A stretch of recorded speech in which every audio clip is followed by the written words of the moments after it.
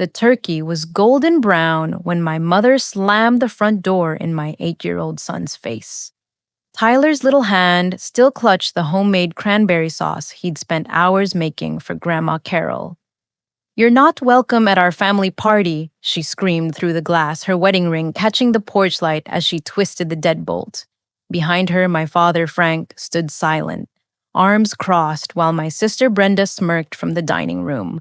They forgot one crucial detail, though I've been paying their mortgage for 3 years.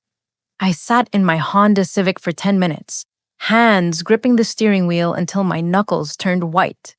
Tyler sniffled in the back seat, still holding that stupid cranberry sauce like it was some kind of lifeline. The container was one of those fancy glass ones I'd bought him specifically for this dinner's, complete with a ribbon he'd tied himself. Now it just seemed pathetic. Mommy, why doesn't Grandma want us anymore?"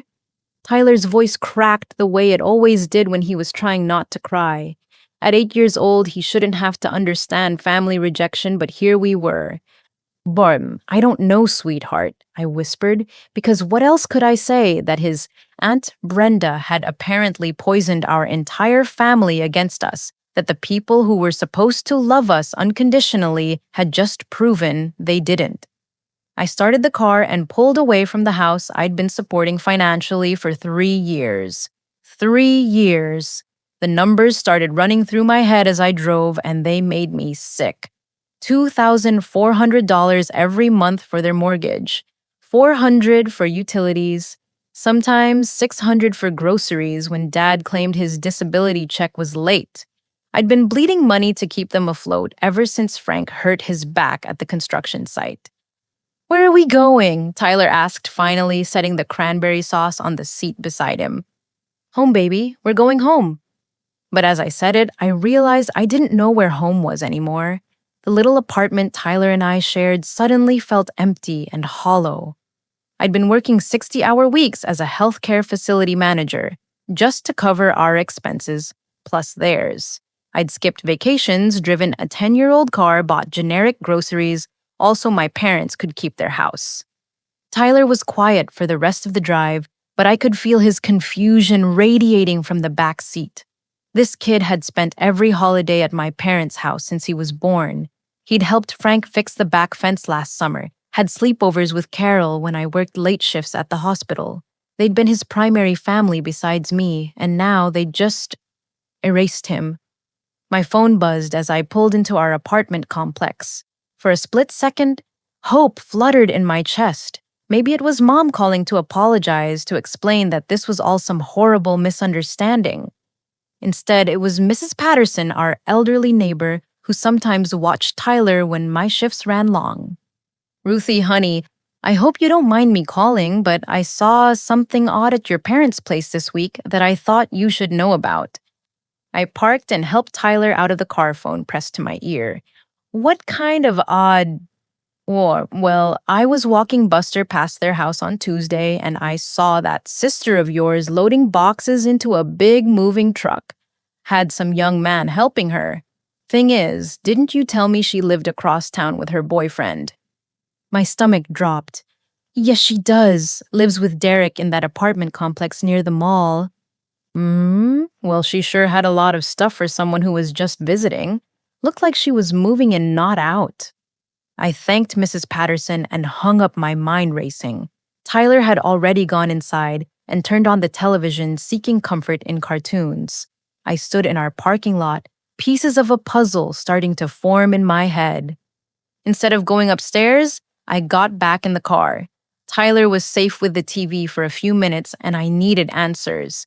I drove back toward my parents' neighborhood, but this time I parked 3 houses down and just watched. There it was.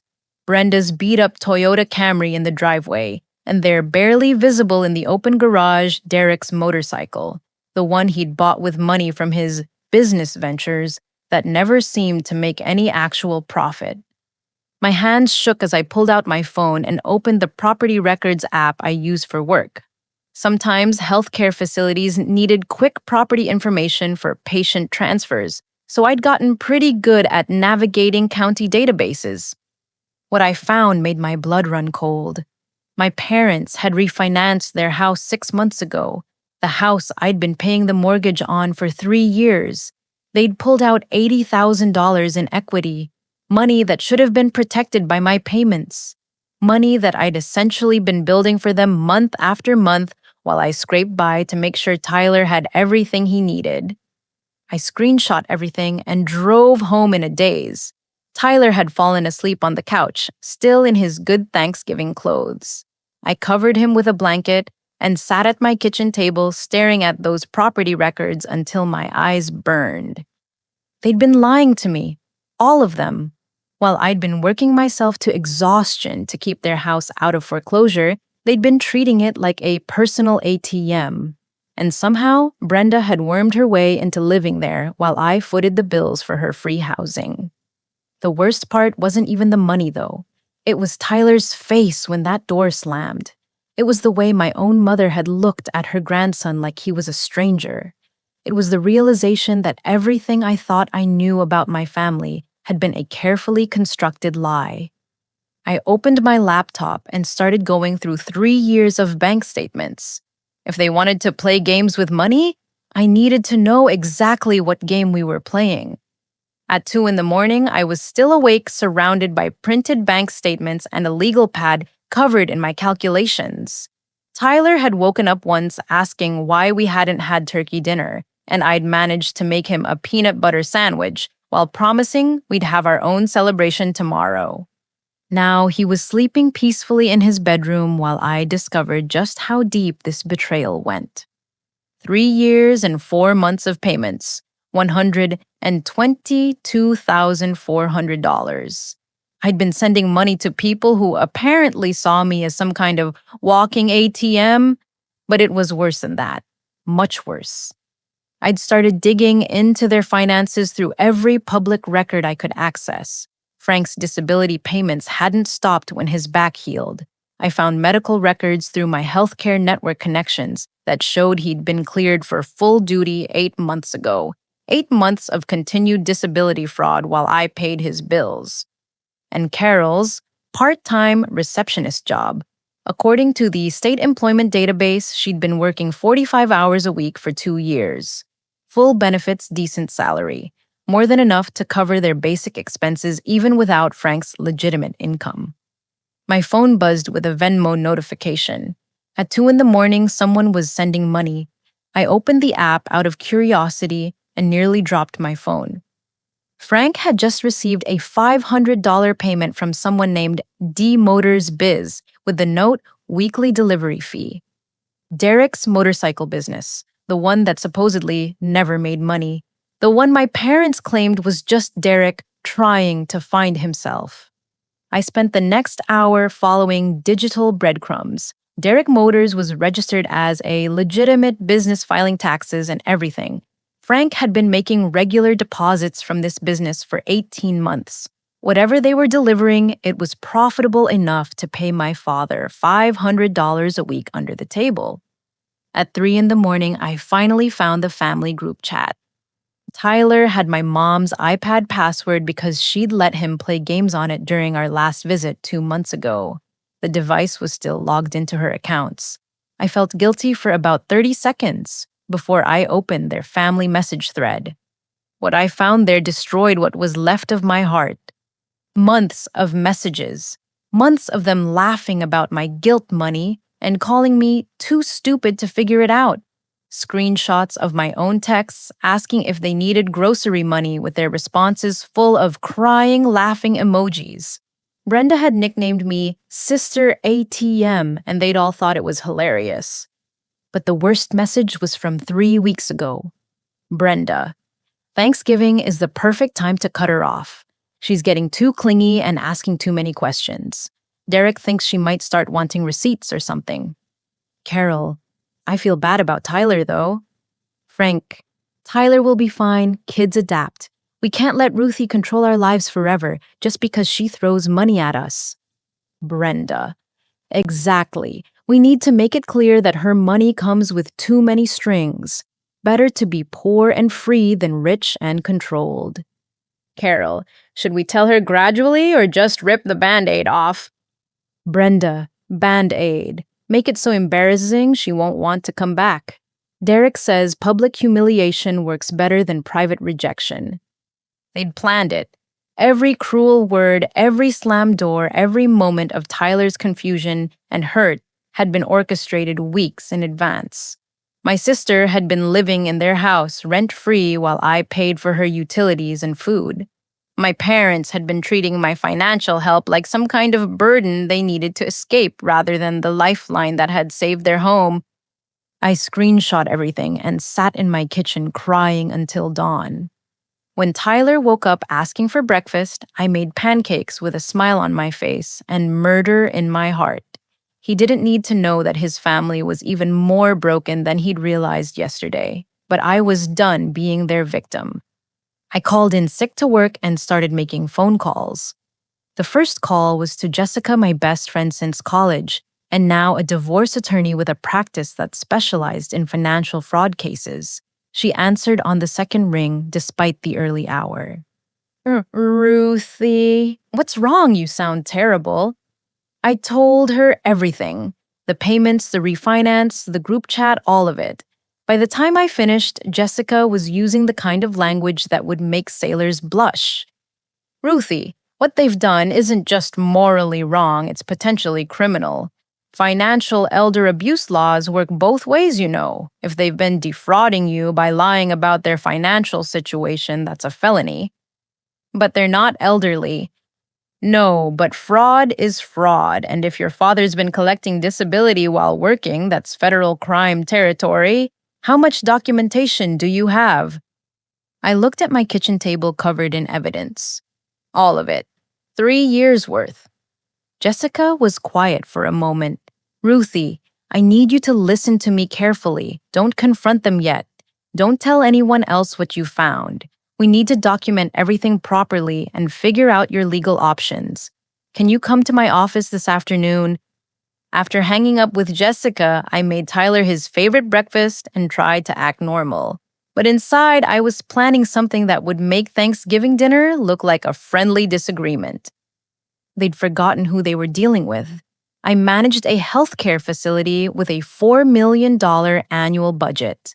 I negotiated with insurance companies, handled medical malpractice issues, and dealt with federal compliance audits. I knew how to research, how to document, and how to build a case.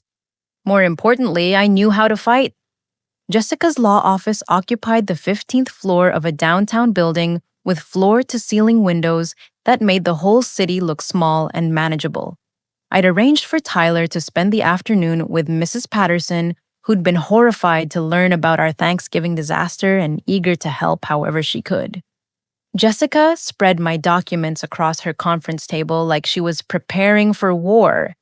3 years of bank statements, property records, medical files, screenshots of the family group chat, and a timeline I'd constructed showing every lie they'd told me about their financial situation.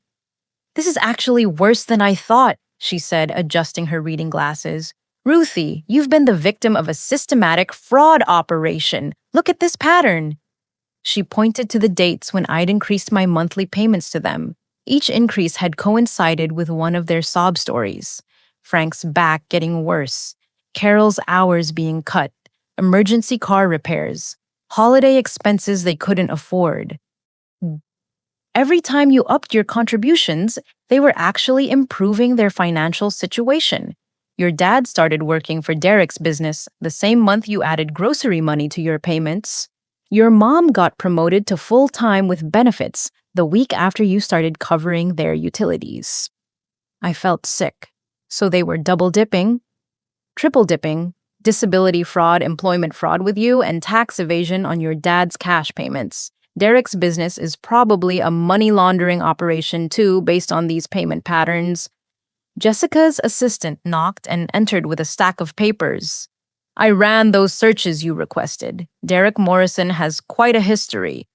I learned that Tyler's uncle Derek had been involved in 3 failed business ventures, all of which had left investors holding worthless contracts.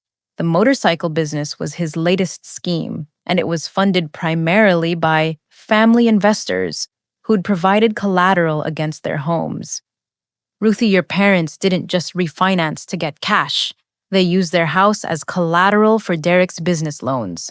If his operation fails, your family loses everything. All that equity you helped them build. My phone buzzed with a text from an unknown number.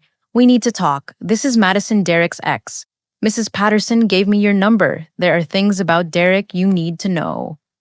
I showed the message to Jessica, who immediately went into lawyer mode.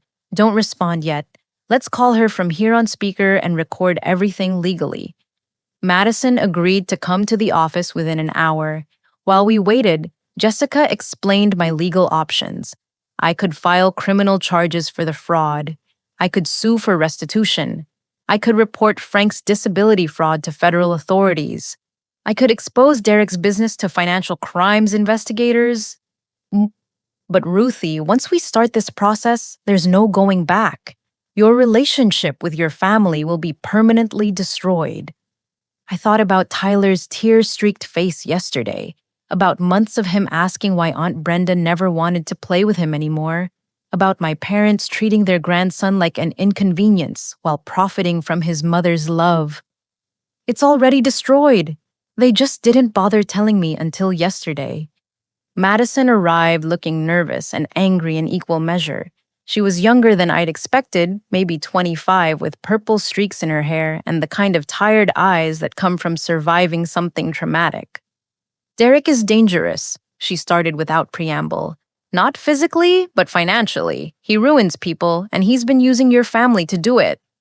She explained Derek's pattern. He'd charm his way into families through their daughters or sisters, identify the family's financial resources, then slowly manipulate them into investing in his businesses. When the businesses failed, he'd move on to new victims, leaving behind debt and destroyed relationships. Your sister Brenda isn't his girlfriend, Madison continued.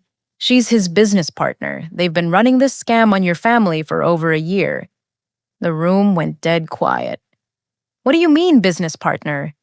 Madison pulled out her phone and showed us text message screenshots. Brenda and Derek discussing the sister situation and how to maximize profits from the healthcare money before I got suspicious. Messages about timing the Thanksgiving confrontation to coincide with Derek's need for quick cash to pay off other debts. Well, Brenda gets 30% of whatever Derek extracts from your parents. She convinced them that you were trying to control them with money that you'd eventually demand ownership of their house or something.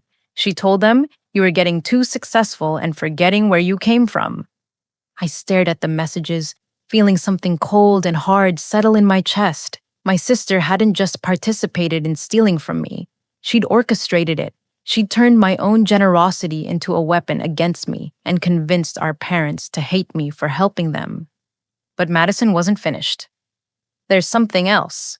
Derek told Brenda about your grandmother's inheritance. He knows she owns that farmland worth serious money. Brenda's been working on your parents to make sure you don't get any of it when your grandmother dies. My heart stopped. Grandma Rose was 89 and had been talking about updating her will. She owned 200 acres of prime farmland that had been in our family for 3 generations. I'd always assumed Brenda and I would inherit it equally. How would she stop that? Madison looked uncomfortable. Derek has a friend who works in elder law. They've been helping Brenda build a case that you've been financially abusing your parents. That's why they needed documentation of you controlling them with money. They plan to use that to prove you're unfit to inherit anything. Jessica and I exchanged looks. Everything was connected. The Thanksgiving humiliation, the months of manipulation, the financial fraud, even Derek's motorcycle business. It was all designed to isolate me from my family and steal my grandmother's inheritance. But they'd made one crucial mistake. They'd underestimated exactly who they were dealing with.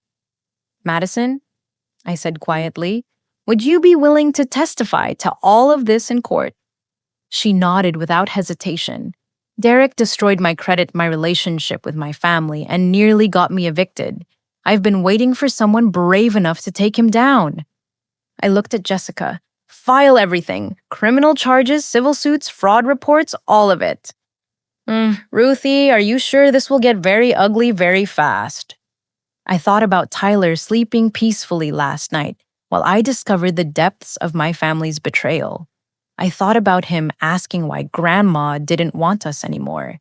I thought about the years I'd worked myself to exhaustion to support people who saw me as a mark to be conned. They made it ugly when they slammed a door in my son's face. I'm just making it public. The next morning, I drove Tyler to school and then continued to the one place I should have visited months ago, Grandma Rose's assisted living facility. If Brenda was manipulating our inheritance, I needed to know how deep that particular rabbit hole went. Sunset Manor was a nice place, as nursing homes went with wide hallways, fresh flowers, and activities designed to keep residents engaged.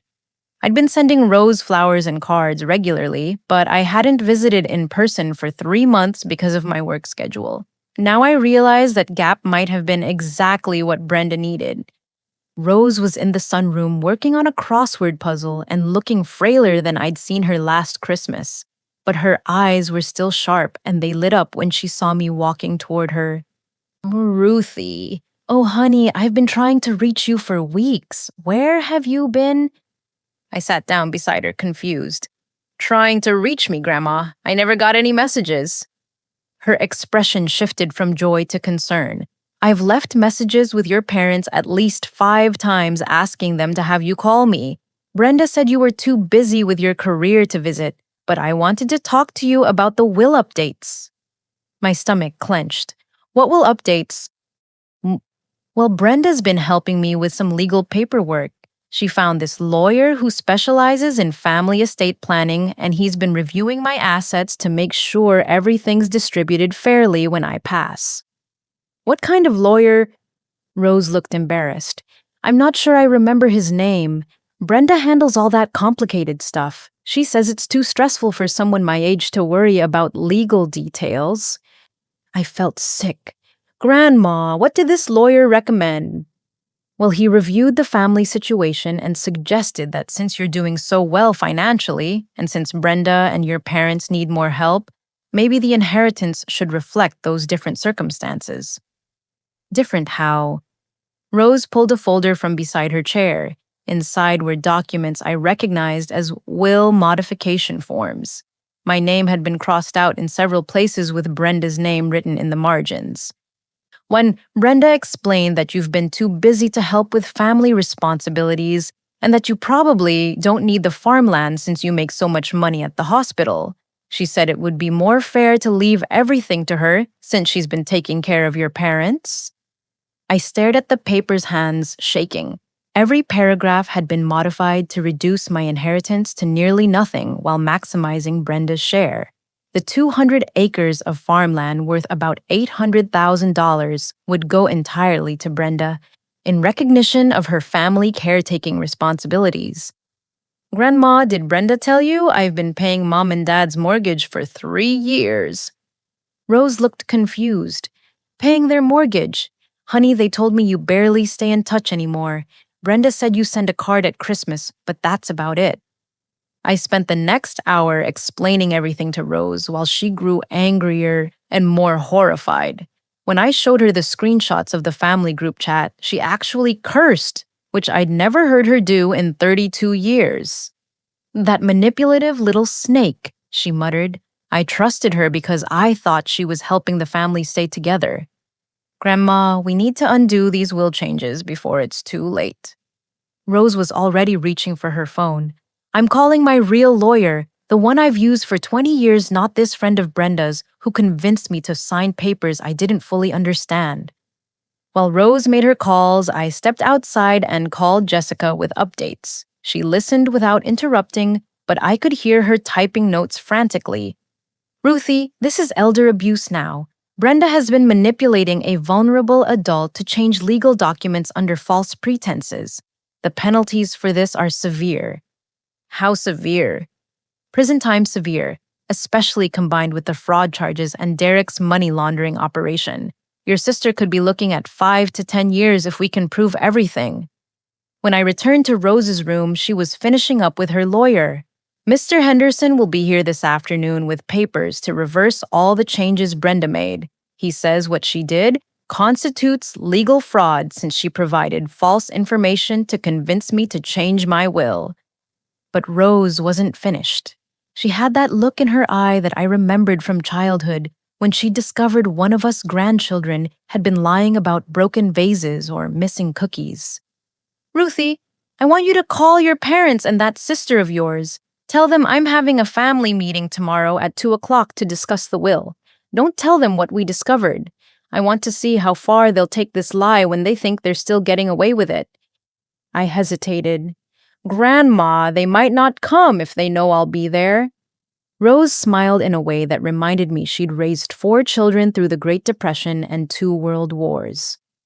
Oh, they'll come, because Brenda thinks she's about to inherit $800,000. Greed makes people predictable, honey. That evening, I called my parents' house. Carol answered, sounding nervous when she heard my voice. Ruthie, what do you want?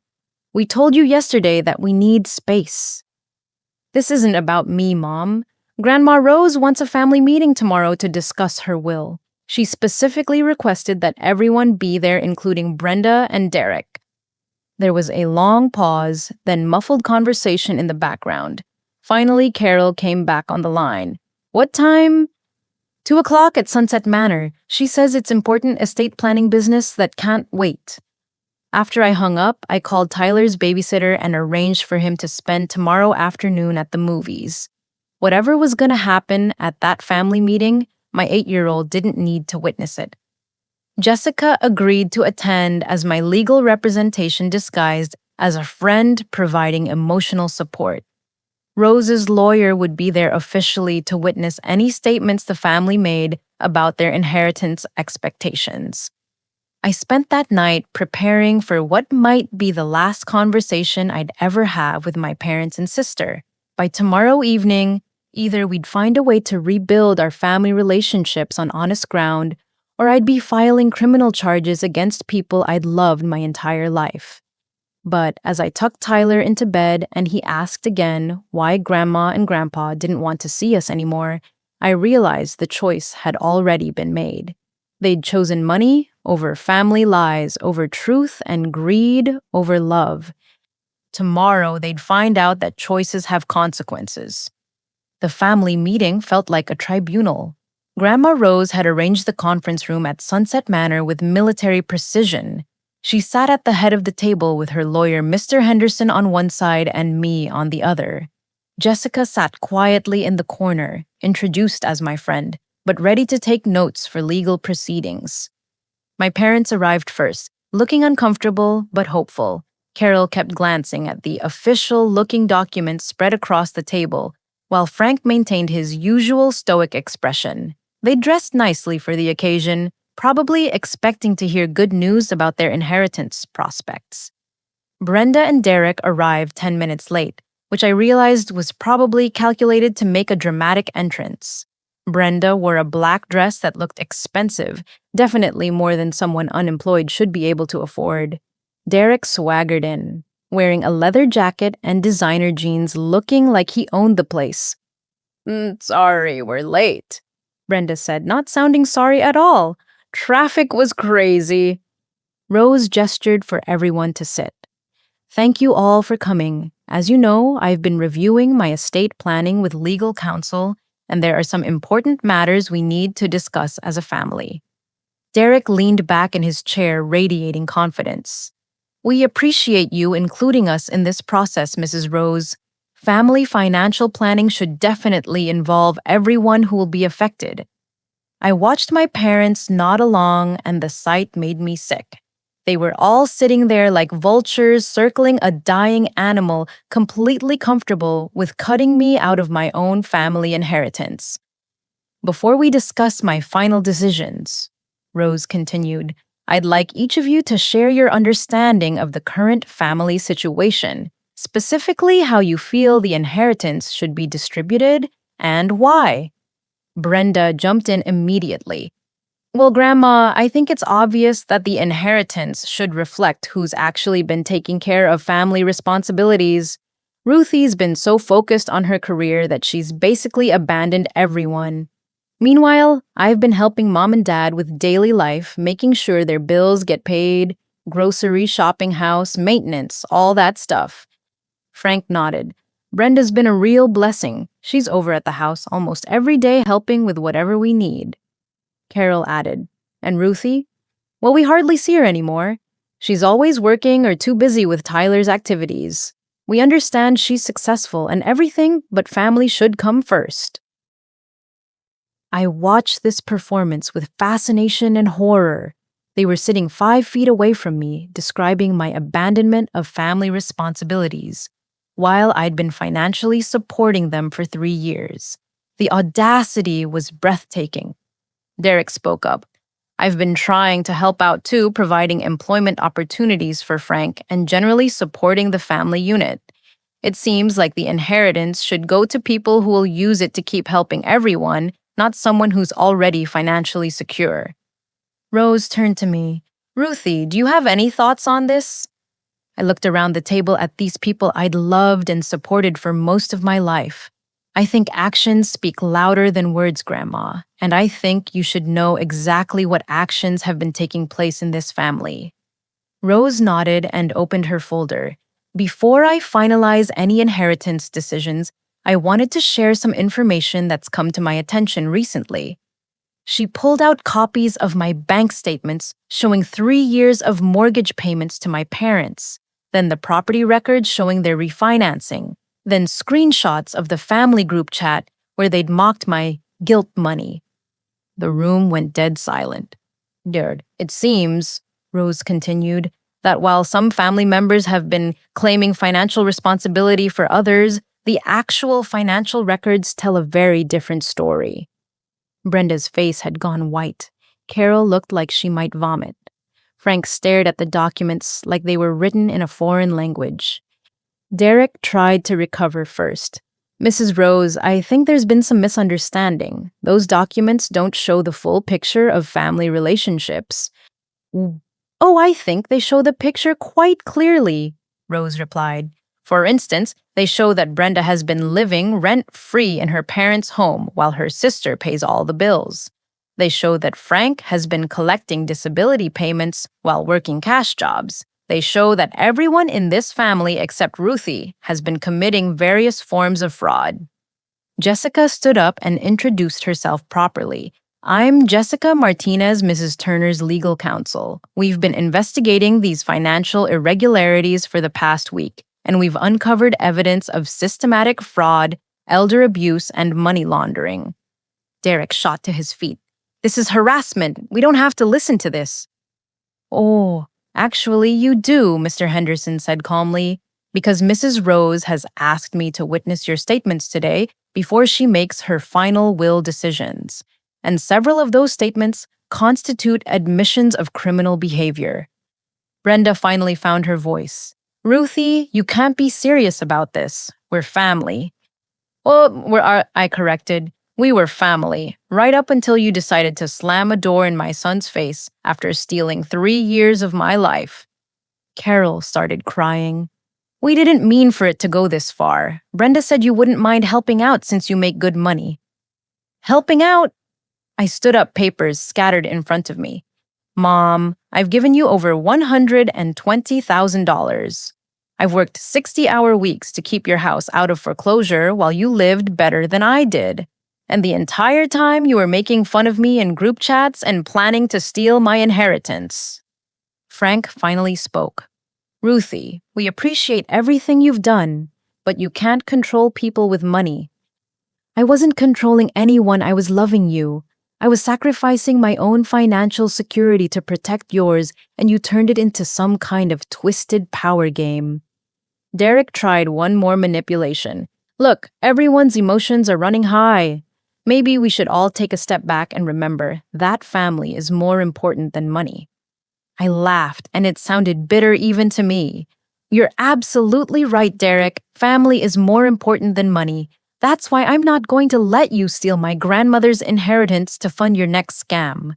That's why I'm not going to let you destroy any more families. Rose stood up slowly, looking every one of her 89 years but with steel in her voice. I've heard enough. Mr. Henderson, please prepare the final will revision. The farmland and all associated assets will go to Ruthie with provisions for Tyler's education. I'm also adding a clause that specifically excludes anyone who has committed fraud against family members. Brenda exploded.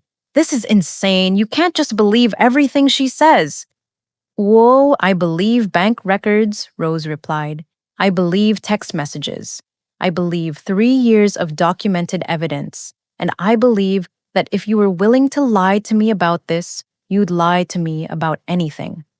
Derek grabbed Brenda's arm. We're leaving. This whole family is toxic. As they reached the door, I called out, Derek, you should know that financial crimes investigators will be contacting you next week. Madison sends her regards. The look of panic that crossed his face told me everything I needed to know about how many other families he'd victimized. After they left, my parents sat in stunned silence. Carol was still crying, and Frank kept staring at the bank statements like he couldn't believe they were real. Ah, Mom, Dad, I said quietly. I want you to understand something. I didn't do this to hurt you. I did this to protect Tyler from learning that family love can be bought and sold. Carol looked up at me with red eyes. What happens now? But now you have a choice, I said. You can come forward voluntarily, make restitution for the fraud, and try to rebuild some kind of honest relationship with your grandson. Or you can let this go through the criminal justice system and lose any chance of being part of Tyler's life. Frank cleared his throat. What kind of restitution? Jessica answered, full repayment of fraudulently obtained disability benefits, return of the $80,000 from the refinance, cooperation with federal investigators regarding Derek's money laundering operation, and sworn statements about your participation in the inheritance manipulation. Oh, and if we do all that, I looked at my parents, these people who'd raised me and loved me, and then betrayed me so completely. If you do that, and if you're willing to enter counseling to understand how this happened, then maybe someday Tyler can have grandparents again. Carol nodded through her tears. We'll do whatever it takes. But as we left that conference room, I wasn't sure if anything could really be repaired. Some betrayals cut too deep to ever fully heal. The only thing I knew for certain was that Tyler would never again have to wonder if his family's love came with conditions. The next 3 weeks moved like a legal avalanche. Once Jessica filed the criminal complaints and federal agencies got involved, the scope of Derek's operation became clear. He wasn't just running motorcycle businesses. He was part of a fraud network that had been targeting vulnerable families across 3 states.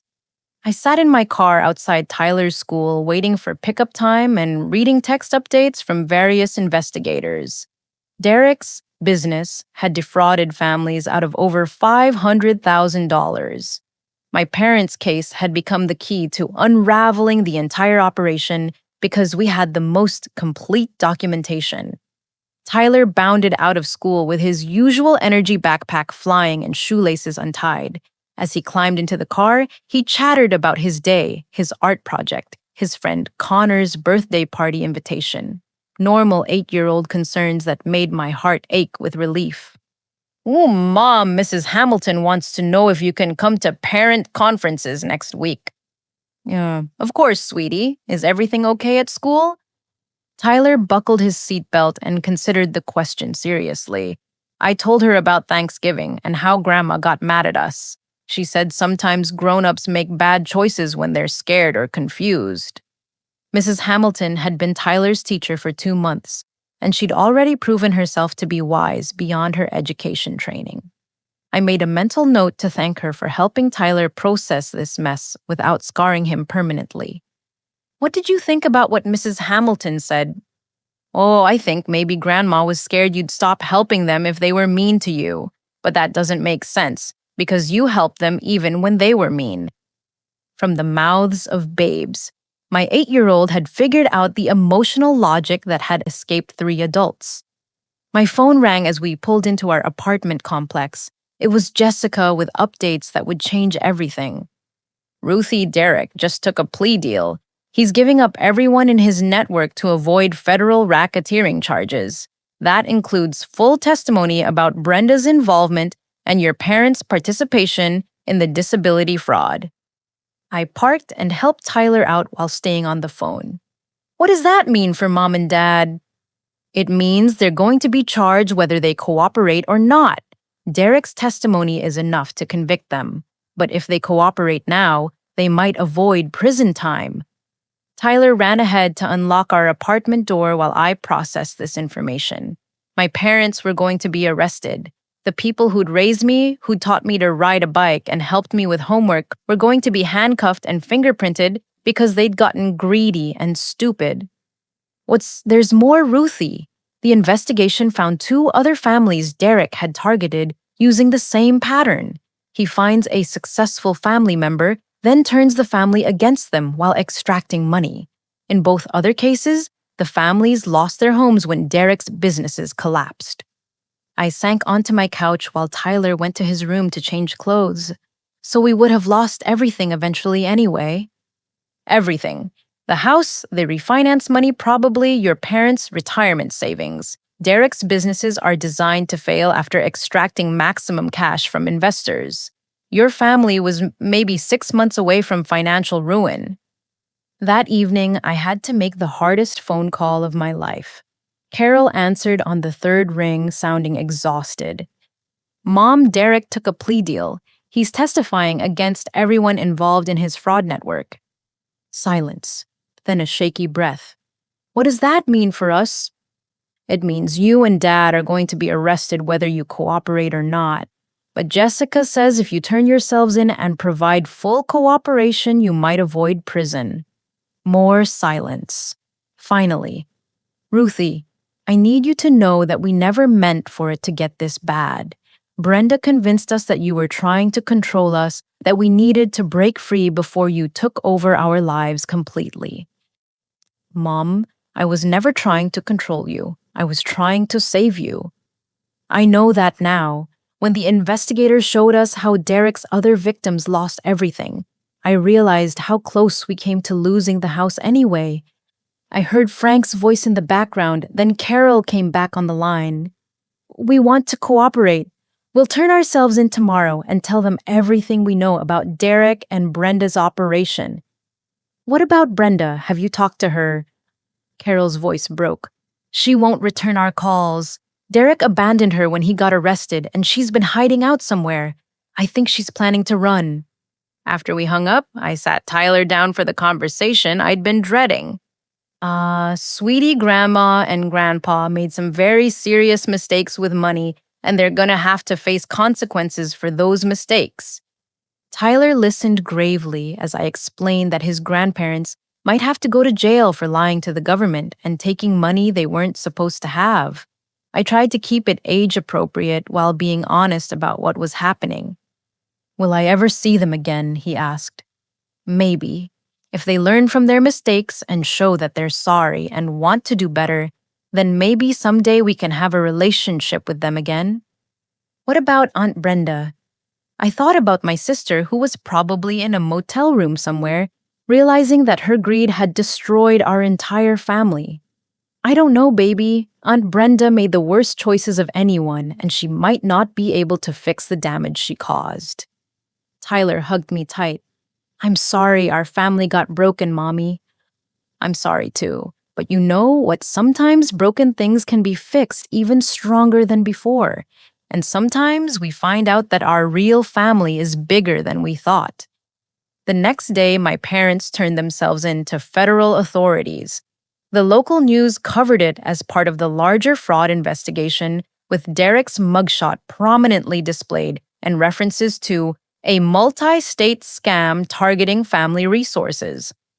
But the most surprising call came that evening from Mrs. Patterson.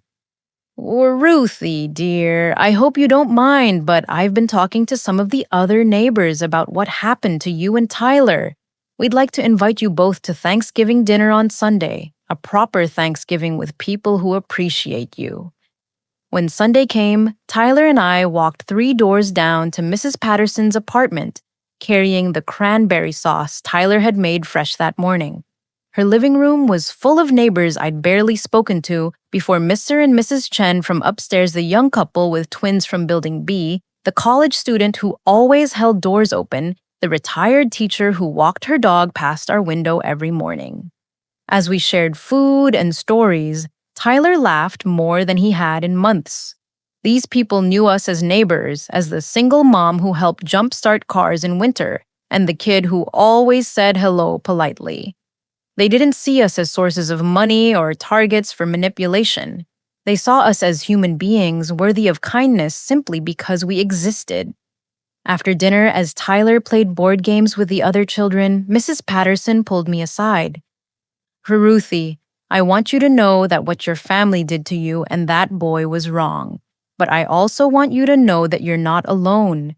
You've got people here who care about you both. Looking around that room full of chosen family, I realized that Tyler and I were going to be just fine. Better than fine, actually. We were going to be free. 1 year later, Tyler and I hosted our own Thanksgiving dinner. Not in Mrs. Patterson's apartment this time, but in our new townhouse across town. I'd used part of the restitution money to put a down payment on a place with a real kitchen and a backyard where Tyler could play. The guest list was carefully chosen: Mrs. Patterson and her daughter, who'd driven in from Chicago, Jessica and her family, Mrs. Hamilton, Tyler's teacher who'd become a close friend, Madison, Derek's ex, who was now in graduate school studying social work and had become my partner in running support groups for fraud victims, and sitting at the head of the table, Grandma Rose, who'd moved to an assisted living facility closer to us so she could see Tyler more often. The biggest surprise guest was my mother. Carol had served 4 months in a minimum security facility, followed by 2 years of probation and community service. She'd been attending counseling and working part-time at a nonprofit that helped families recover from financial fraud. Her first day of freedom, she'd called to ask if there was any chance of rebuilding our relationship. It had taken 6 months of supervised visits, family therapy, and countless conversations before I'd allowed her back into Tyler's life. She sat quietly at our dinner table, helping Tyler serve cranberry sauce and listening to him chatter about his improved grades and his new friends. Frank had received a longer sentence because of the disability fraud, and he was still incarcerated. Carol visited him every month and said he was taking classes in construction management planning to start over when he was released next year. Whether he'd be welcome in our lives remained to be seen. Brenda had never been found. She disappeared before Derek's arrest and was wanted on multiple felony charges across 3 states. Sometimes I wondered if she'd started over somewhere with a new identity, but mostly I tried not to think about her at all. The dinner conversation was warm and full of laughter. Tyler told stories about his art class and his growing rock collection. Mrs. Patterson shared updates about her grandchildren. Madison talked about her thesis on family fraud patterns. Rose contributed embarrassing stories about my childhood that made Tyler giggle. As we cleared plates, Carol helped me in the kitchen, while Tyler showed the other guests his latest drawings. Ruthie, I need you to know how grateful I am that you gave me this chance. I looked at my mother, really looked at her. She'd lost weight during her incarceration and her hair had gone completely gray. But her eyes were clear in a way they hadn't been for years, free from the constant anxiety that had marked her face during the Derek years. You've done the work, Mom. The therapy, the community service, the honesty about what happened. That's what earned this chance.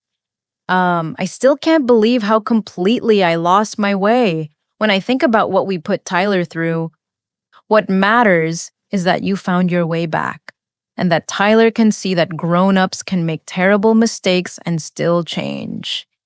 We returned to the living room where Tyler was explaining to Rose how his support group for kids affected by family fraud worked. At 9 years old, he'd become something of a peer counselor for other children whose families had been torn apart by financial manipulation. Sometimes kids think it's their fault when grown-ups fight about money, he was saying seriously. But it's never the kids' fault. Grown-ups make their own choices. After everyone left, Tyler and I cleaned up together. As we loaded the dishwasher, he asked the question I'd been expecting. Mom, are you happy that Grandma got to come to dinner? I considered the question carefully. I'm happy that Grandma learned from her mistakes and worked hard to become someone we can trust again. I'm happy that she loves you enough to do that hard work. Do you think Dad will ever come to dinner? Tyler's father had never been part of our lives, but lately he'd been asking more questions about absent family members. I'd learned to be honest without overwhelming him. I don't know, sweetie. Some people aren't ready to be family even when we want them to be, but we can't control other people's choices.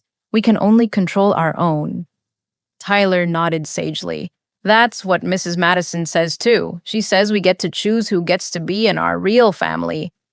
As I tucked Tyler into bed that night, he asked one more question. Mom, do you think our family is fixed now? I thought about it. I think our family is different now. Some pieces that we thought belonged got lost along the way, and some new pieces got added that fit even better. What do you think? Tyler considered this. I think our family is like one of those quilts Grandma Rose makes. Some squares are old and some are new, but they're all sewn together to make something beautiful. Out of the mouths of babes, after Tyler fell asleep, I sat in my kitchen with a cup of tea and reflected on the journey that had brought us here. Losing my family had taught me that blood relations don't guarantee loyalty, but they also don't guarantee love.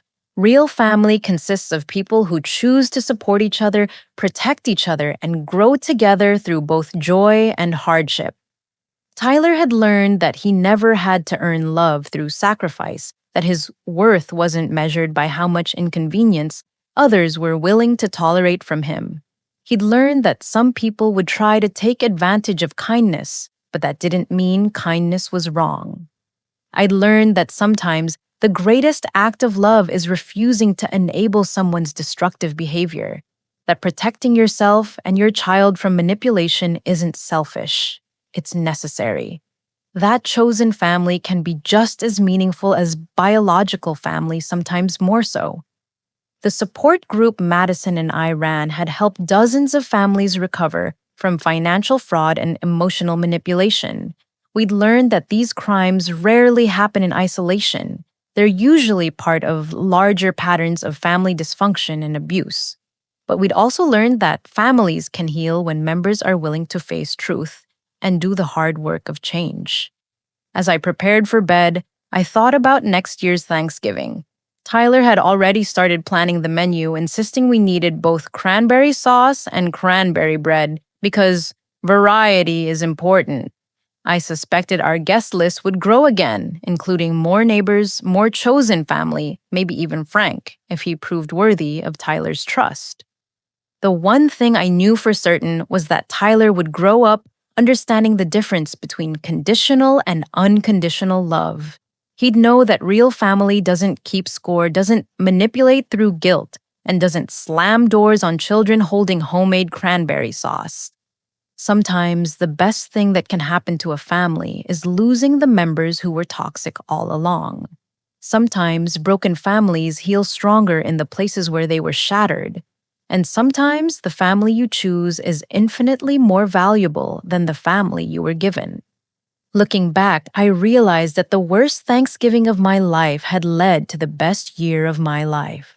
Not because everything was perfect, but because everything was finally honest. Have you ever had to make the difficult choice between family loyalty and protecting yourself or your children? How do you find the strength to set boundaries with people you love when their behavior becomes harmful? I'd love to hear your thoughts and experiences in the comments below. If this story resonated with you, please like this video and subscribe for more real-life stories about overcoming family challenges and finding healing after betrayal. And please share this with anyone who might benefit from knowing they're not alone in dealing with complicated family dynamics. Thank you for listening to Tyler's and my story. Remember, you deserve relationships built on honesty, respect, and genuine love. Never let anyone convince you that family obligations include accepting abuse or manipulation. Your worth isn't measured by how much others are willing to take from you.